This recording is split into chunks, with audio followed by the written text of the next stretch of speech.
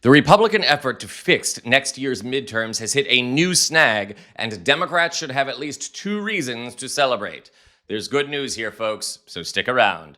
Welcome to Occupy Democrats. I'm David Reddish, and happy special election day to all those voting. Though the media is most concerned with the governor's races in New Jersey and Virginia, as well as the mayoral race in New York City, see our other videos for more on that, the other major race this election day comes from California. As Donald Trump has urged Republican states such as Texas and Indiana to redistrict their states to create more safe Republican districts, thus in essence creating a permanent Republican majority in Congress, Democrats are fighting back. Trump is pushing for that redistricting to avoid investigations into his administration, as well as yet another impeachment. Here's a rundown. And Anthony, you've of course been crunching the numbers as you are so adept at doing. What will the maps potentially look like once this is all done, and who ultimately gets the advantage then? Is it a wash, or does one come out with an advantage? Well, look, Ed, for one thing, you talk about the maps. Here's the map of the U.S. House after the last election. We don't normally pull this out and have to plug this in for at least until next year, if not for redistricting, for at least another 5 years, right? So that's a broader context here. But look, Hunter pointed out, if the Republicans were to get, let's say, 5 more seats out of Texas, if the redistricting measure passes and the Democrats get 5 more and cancel each other out of California, one of the things you're seeing is Republicans could stand to pick up another one out of North Carolina. You'd mentioned, and where there's a lot of talk about Indiana. I'll dive in there because it sort of illustrates an example for people watching this going through. Democratic districts often tend to be a little more packed in because there's a lot of Democrats that live around cities, right? So in this case, around Indianapolis, where they might, if new maps are proposed, carve up some of those districts and put them into then more Republican-leaning suburbs, et cetera. And you're going to see that dynamic play out again and again over the course of a lot of these states. Democrats, for their part now, are starting to talk about places like maybe going to Virginia, maybe going even to find a district in New York where they could start to add a few on their side as well. Again, all not something we are used to seeing in a year that ends in a 5. So, just to reiterate, Democratic governors are wading into the fight led by California Governor Gavin Newsom.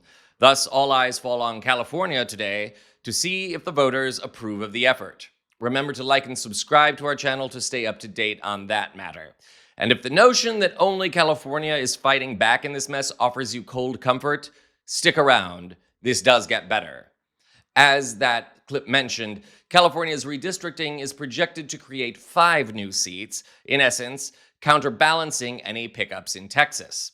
Other Democratic governors, including Kathy Hochul in New York and J.B. Pritzker in Illinois, are also exploring their options.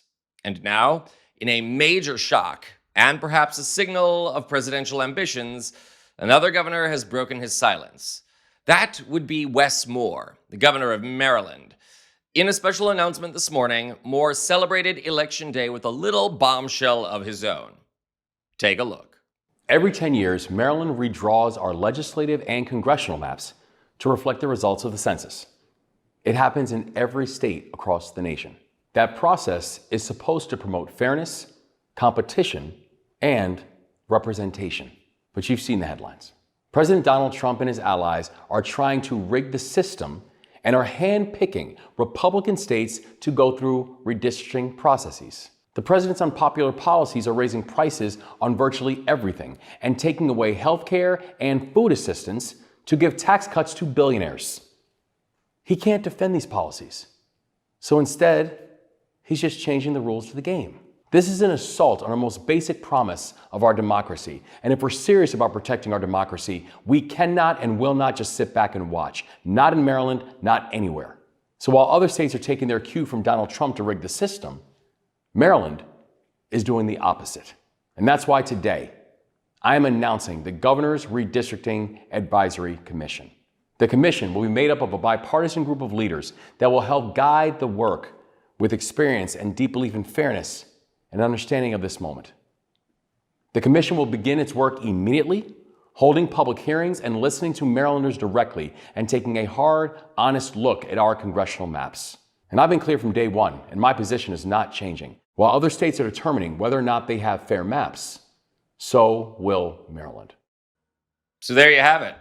After several months of careful consideration, Governor Moore has decided to join the fight for democracy and push back against Donald Trump's erosion of it.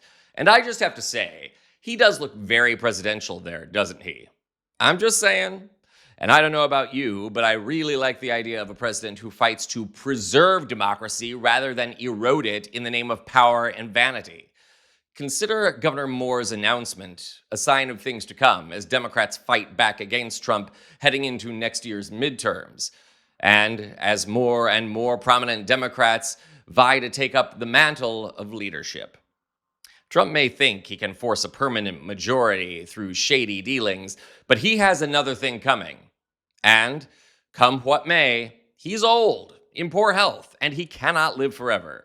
And a new generation is stepping forward to lead America into a brighter future. Remember to vote today in any special elections held in your state, and remember to subscribe to Occupy Democrats to stay up to date on all breaking political news. I'm David Reddish.